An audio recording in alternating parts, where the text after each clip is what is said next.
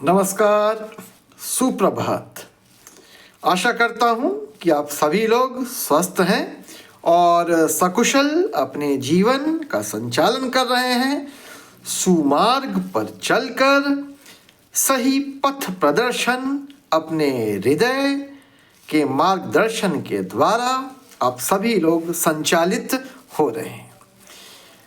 आज की चर्चा का विषय है कटाक्ष, हास्य व्यंग की अभिव्यक्ति। यह विषय मेरे लिए अत्यंत ही महत्वपूर्ण है।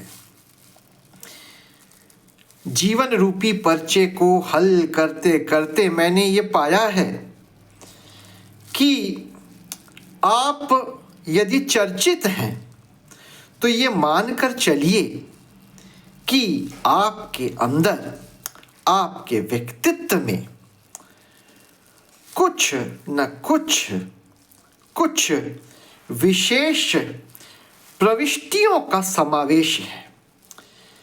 ये प्रविष्टियां शायद प्रकृति द्वारा की गई हैं और इसका उत्तरदायित्व कि आप कैसे बोलते हैं, कैसा आपका व्यवहार है, आप कितना हंसते हैं, कितना रोते हैं, आपके हृदय की जो भी अभिव्यक्ति है, जो भी आपकी भावनाएं हैं, इन सब का उत्तरदायित्व यह आपके स्वयं का नहीं है। प्रकृति ने, ईश्वर ने आपको बनाया ही ऐसे है। लेकिन देखा यह जाता है कि जीवन रूपी इस पर्चे को हल करते करते चर्चाओं के भी चर्चे होते हैं। हमारे इर्द गिर्द निकटवर्ती क्षेत्र में मंडराते हमारे कुछ ऐसे मित्र जिनको कि हम स्वयं हमेशा अपना मानकर चलते हैं।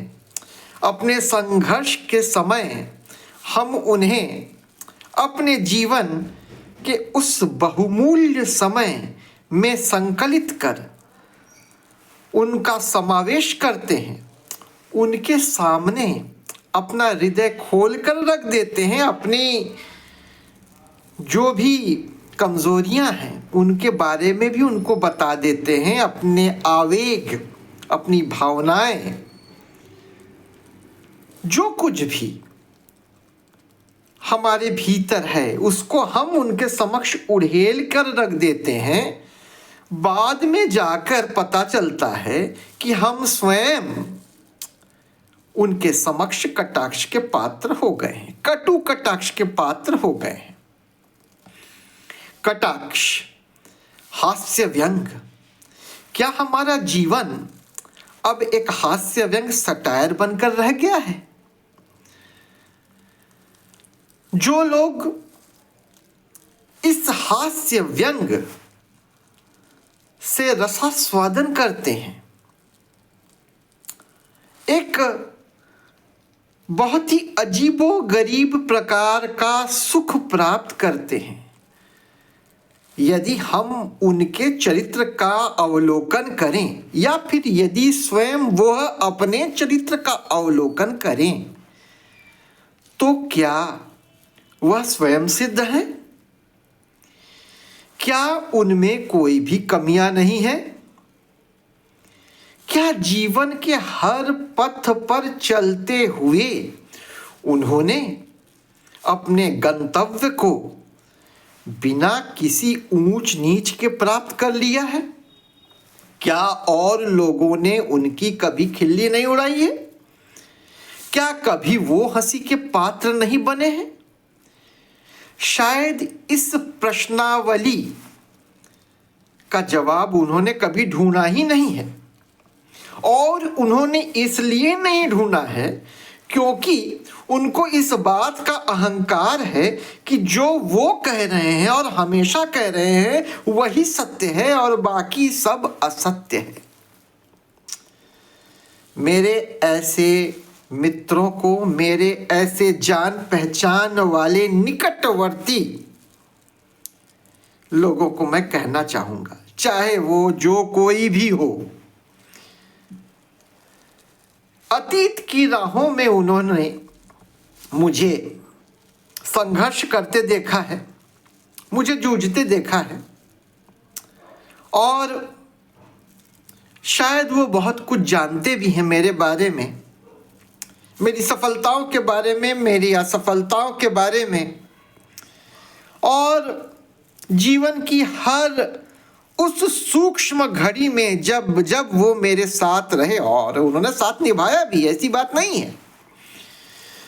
तो ये लोग कहीं ना कहीं से जीवन में जो सर्वोत्कृष्ट पवित्रता होती है, जहां पर कि आप अपने मित्रों की कमजोरियों को कभी उजागर नहीं करते हैं दूसरों के सामने, चाहे वो मित्र कितना भी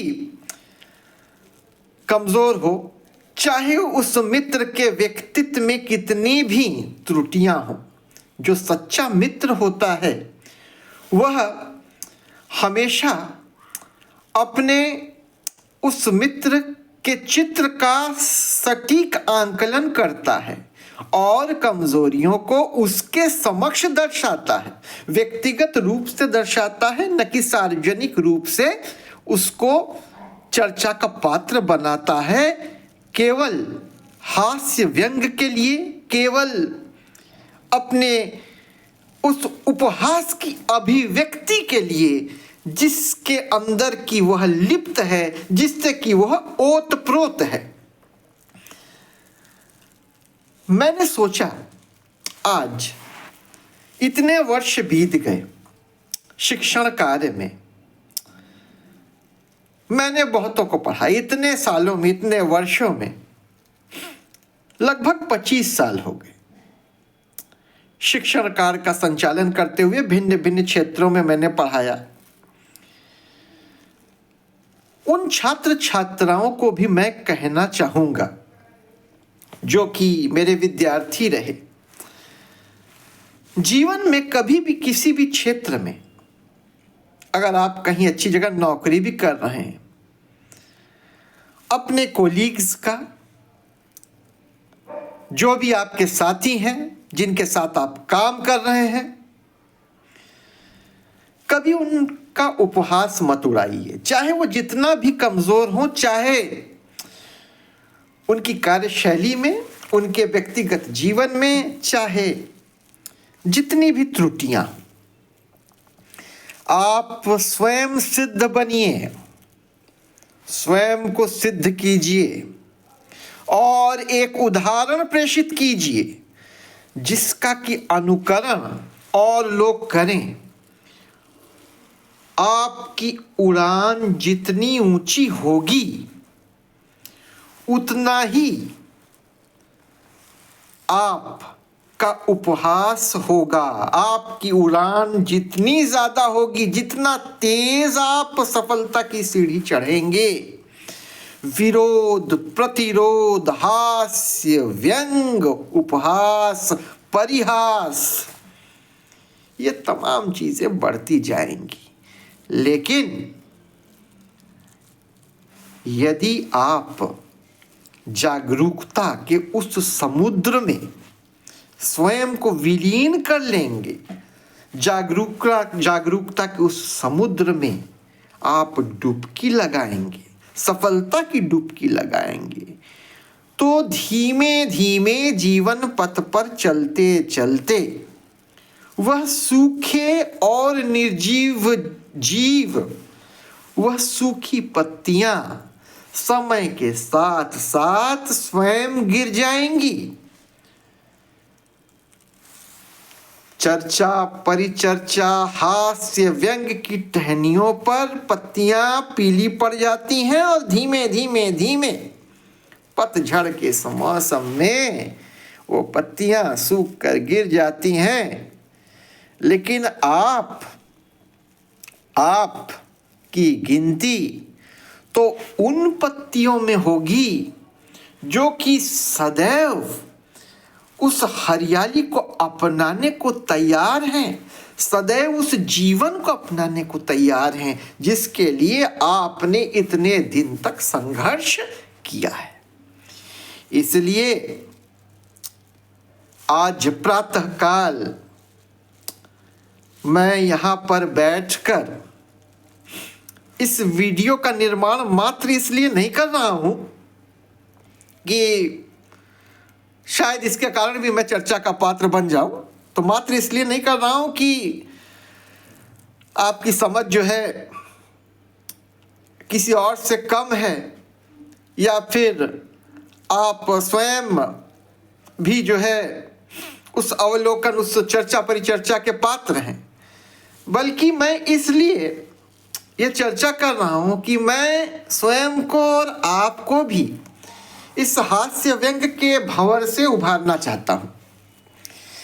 कहीं ना कहीं से मन में यदि मौन है तो शायद दूसरा वाला आपसे पूछे कि तू कौन है, तो मैं कौन हूं इसका जवाब दे ही, इसका जवाब देने को मैं बाध्य नहीं हूं।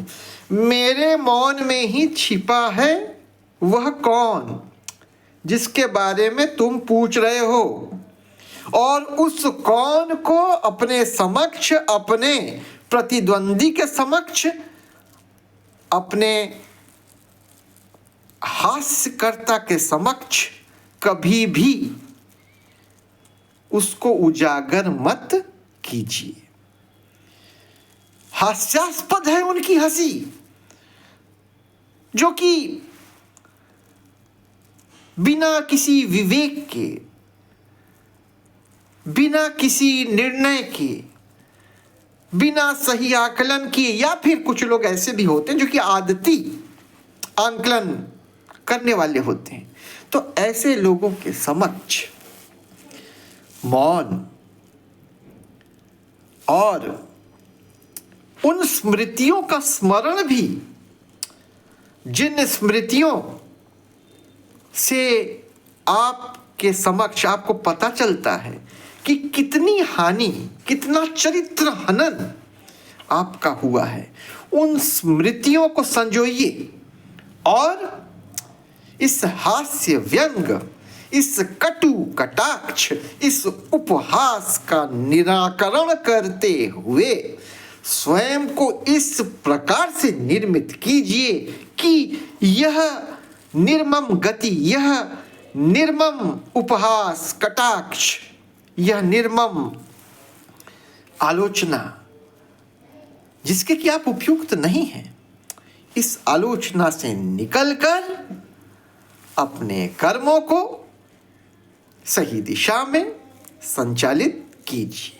और अंत में बस यही कहना चाहूंगा, actions speak louder than words. आपके जो कर्मों की ध्वनि है ना, उसकी ध्वनि जो है उस शब्दावली की ध्वनि से कहीं ज्यादा है।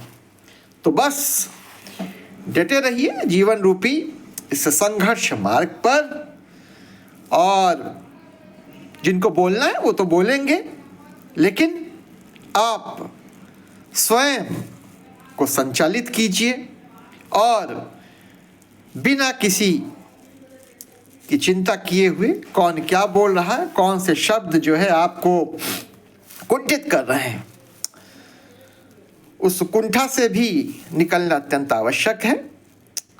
आप, हम सभी लोग अपनी कर्मठता पर विश्वास जताते हुए हम स्वयं को संचालित करें। नमस्कार।